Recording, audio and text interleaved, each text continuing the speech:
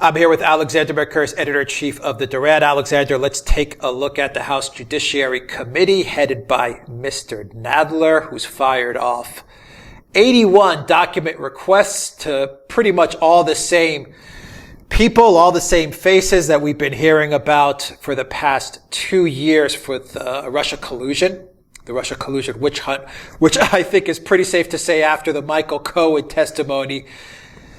Awaiting the Mueller report, it's safe to say that the collusion thing is now been just fully demolished and has been proven to be a complete and utter hoax. But that has not stopped the Democrats. They are now, as you have predicted many, many times, as we have all predicted over the course of all our videos, they are now switching gears, and it's not really about Russia anymore. It's about Trump's finances, Trump's taxes, conspiracy, fraud, all these things, nothing to do with Russia, obstruction, all these things that have to do with completely different areas, all in an effort, I would say, to lay the groundwork to maybe move towards an impeachment. Yeah. Into the cards. Alexander, what do you make of this news out of the Judiciary Committee? Well, first of all, let's just discuss what this is. Now, the lawyers have an expression. They talk about a fishing expedition. A fishing expedition is when you lay out your net, you drag in hundreds of people or scores of people in this case. You go through thousands upon thousands of documents. You don't have anything in particular that you're looking for, but you're just looking to see if you can find something which you can use to nail someone. It is supposed to be completely inappropriate investigative behavior. That is exactly what the Democrats are now doing. They don't actually have any evidence.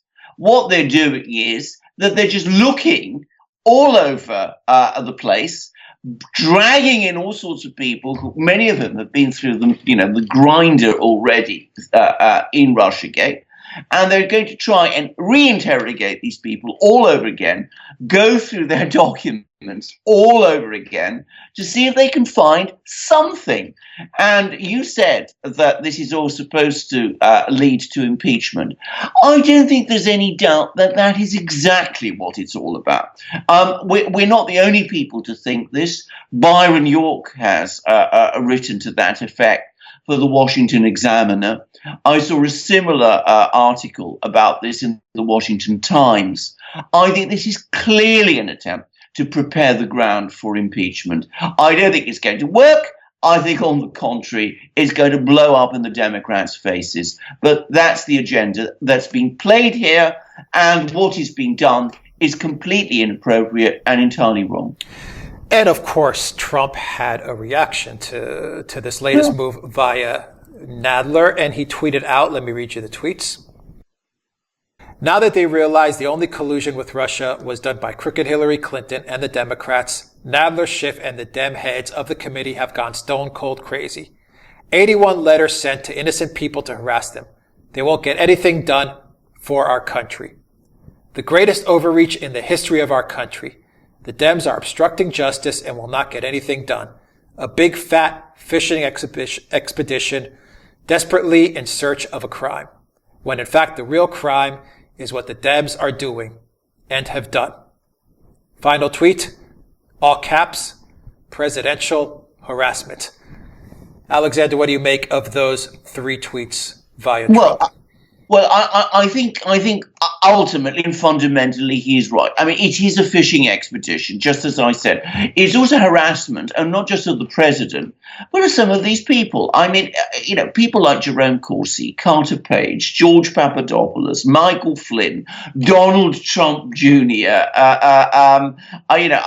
Paul Manafort. I mean, it's like a bad nightmare. It's like a bad dream. Even Michael Cohen, Bill Gates, all of these people, they're all there. Everybody that we've been hearing about for years now in connection with Jeff Sessions, I noticed. I mean, he's also there. All of these people are now being summoned to appear, say what they have already been saying for 2 years. I mean, they've given their account so often to so many people. They've given it to Mueller, they've given it to the various congressional committees. Now they're being asked to do it all over again they're being asked to provide all their documents all over again. Carter Page, I mean, he's another one. George Papadopoulos. I mean, where does it end? And of course, with the Democrats, it will never end. So it's harassment of the president.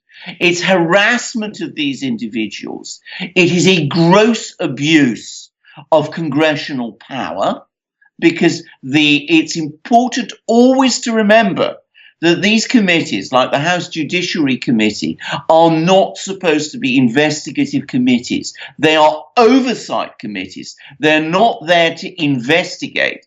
They are duplicating what Mueller has already done. They're harassing the president, and they're harassing all these people.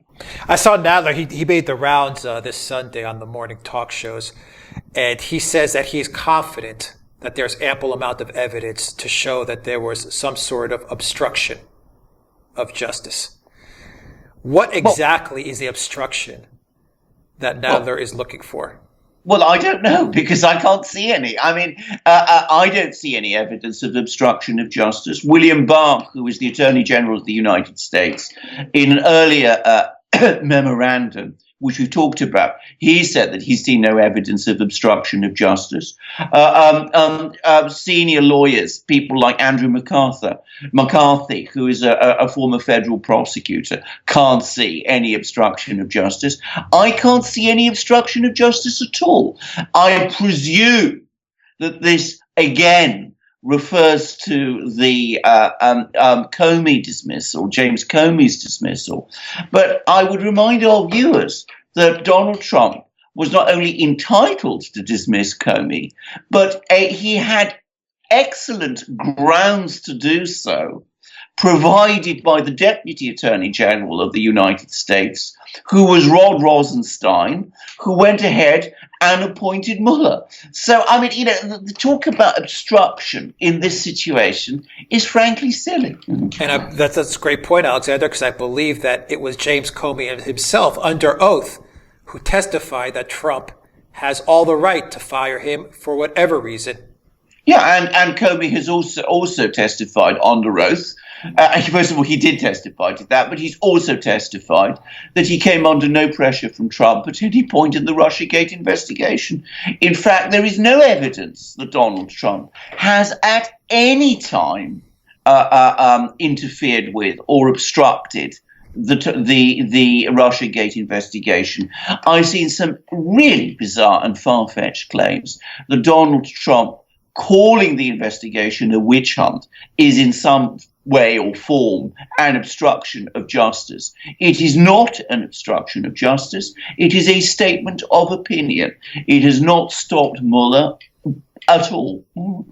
Now, going through the list of the 81 names, Alexander, there's also a lot of Russians, Ukrainians, Russian business people, oligarchs. What exactly is Nadler looking to get from these guys, or are these guys going to even show up? Well, I'm sure some of them are not going to show up, and why should they? I mean, they live in Russia, or one presumes.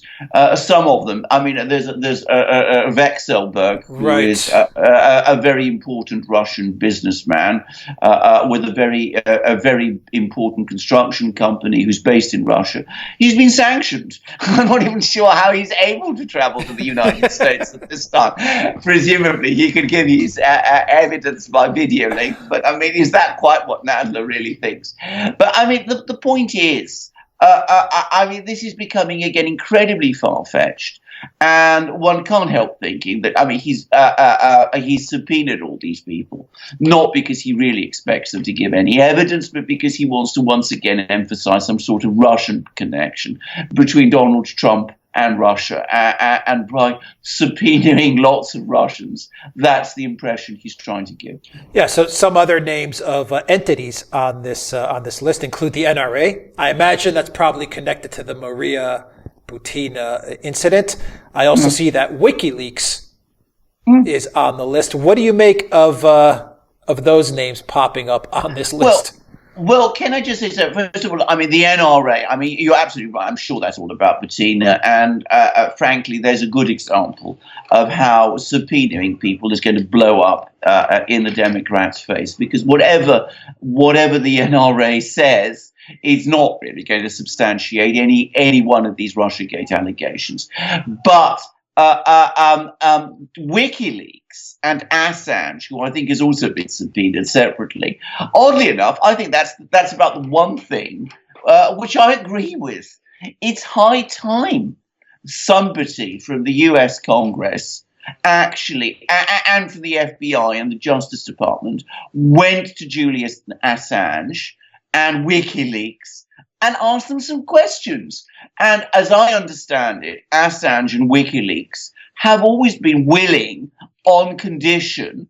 I mean, they want to negotiate the terms of this, but they've always been willing to answer questions. So it's high time they were asked these questions. But again, Nadler isn't really going to look for truth in any questioning he does of Assange or of WikiLeaks. He's trying to construct a narrative. And that's what all these 81 lists, all these 81 people he subpoenaed, that's what that's all about. Yeah, he's trying to build the narrative, because if there is one organization and one person that understands what happened during the entire email hacking, if you even want to call it a hacking, some people like Bill Binney claim that it was a thumb drive download, which to me sounds very, very plausible. But if there's one person that can connect all these dots and can give an honest explanation, a factual explanation as to what really did occur, whether it was Podesta or the Hillary Clinton emails, it's WikiLeaks and it's Julian Assange.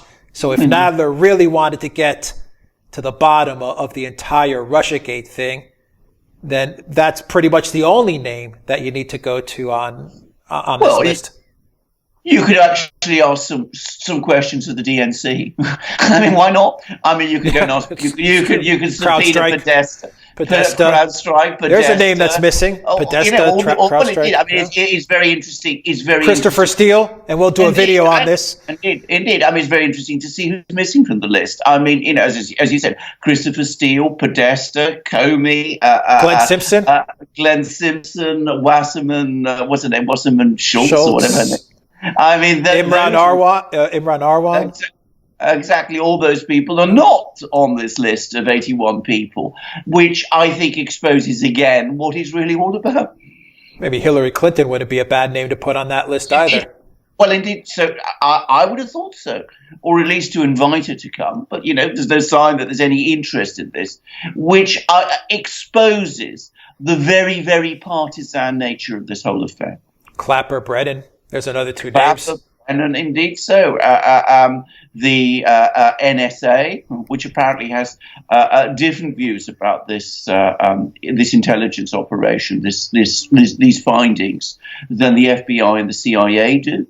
And, of course, the intelligence arm of the State Department, which apparently, so some people have said, actually disagreed with the intelligence assessment, as apparently did the Defense Intelligence Agency and Homeland Security. I should stress I don't know a great deal about all of that, and that may be wrong, but that is what I have heard. And so finally, Alexander, we've gone through 2 years plus of the Democrats saying, we're going to wait for the Mueller report. Mueller is a person of impeccable character. Mueller's got the goods on Trump. Let's wait for Mueller. Let's wait for Mueller. Mueller. And now that it looks like the Mueller thing is looking like it's going to fall apart, let's wait for his report. I agree. But it looks like it's not going to show anything even remotely close to collusion. It seems that the Democrats have doubled and tripled and quadrupled down on trying to remove and attack the Trump administration.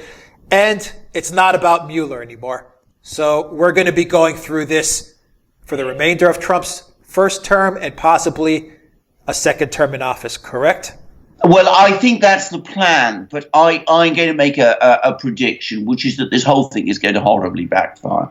Firstly, all of these people that we've been talking about, Carter Page, George Papadopoulos, Michael Flynn, Donald Trump Jr., they've all now got their own stories very clear in their head. They know what to say. They've had it rehearsed many times, having discussed it with Mueller. And I think that there's only so much the American people can take of this nonsense.